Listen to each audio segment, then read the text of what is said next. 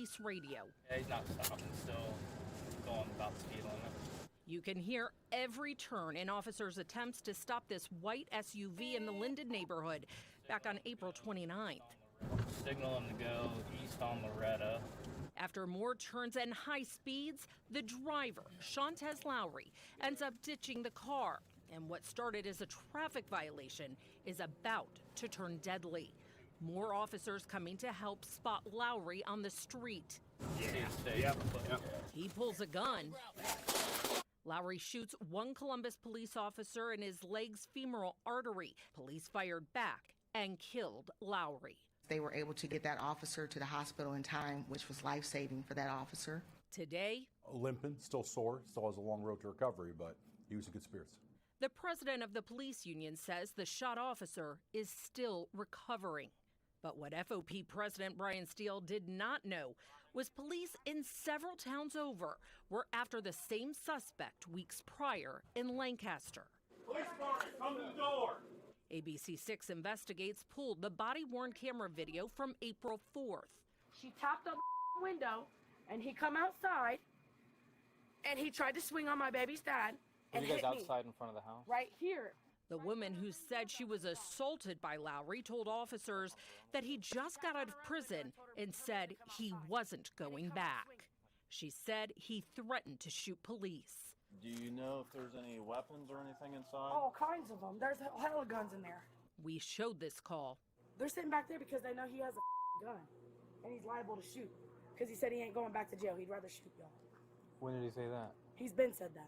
To Brian Steele. How important is that type of information? We have to know anytime a recidivistic violent offender is released into our neighborhoods, into our community, one that has active warrants or one who is considered armed and dangerous, we absolutely have to know that. So where did that information of guns, violence, and threats against law enforcement go from April 4th to April 29th? Police believed Chantez Loury was inside this house and would not come out. We're going to have to get a warrant for this. He ain't coming.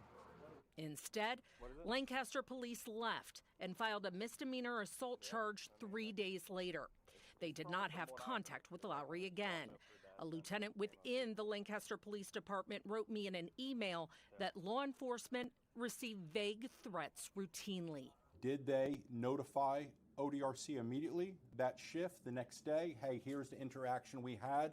If he's under surveillance, maybe send someone over here today. Loury was under high-risk supervision by the Ohio Department of Rehabilitation and Corrections after he was released from prison last August. ODRC sent law enforcement throughout Ohio this letter detailing their handling of targeted violent offenders like Loury. They promised frequent in-person contact in the community, work, and home, and intense surveillance using a variety of intelligence gathering and investigative techniques. They write, if a TVO's whereabouts become unknown, a warrant is issued, and law enforcement in the geographic area will be notified. ODRC listed Loury as dangerous and at large April 7th. But we want to know which law enforcement agencies were called directly as listed in policy. I think that's him, buddy. That's like same complexion. If they had known he was out of prison, targeted violent offender, do you think that would have been the same approach? They would have called more cars. They would have got more cars in that area. They would have aired for a chopper. ODRC says they were in contact with Lancaster police, but also listed the warrant under his name in a law enforcement database called Leads. They mention no other alerts like a be on the lookout with his picture and status going to any other police department. And while ODRC denied my request for any logs or notes detailing their contacts with Loury under supervision or surveillance of him. Under current policy, are other officers potentially in danger out of cases like this? The state tells me their initial review determined they followed policy. But obviously in this case, with one of my members shot and almost killed, this policy did not work. So let's revisit the policy. Let's all work together and find a way to tighten that up.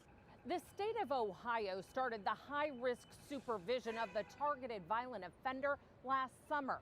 That's after the governor demanded a policy overhaul in 2019. Then we saw a series of high-profile murderous crimes committed by offenders who were on state supervision. Currently, the state is supervising nearly 1,200 targeted violent offenders. As for transparency, according to the Ohio Revised Code, many of their supervision records are not public. On your side, I'm Chief Investigator Lisa Rontalette.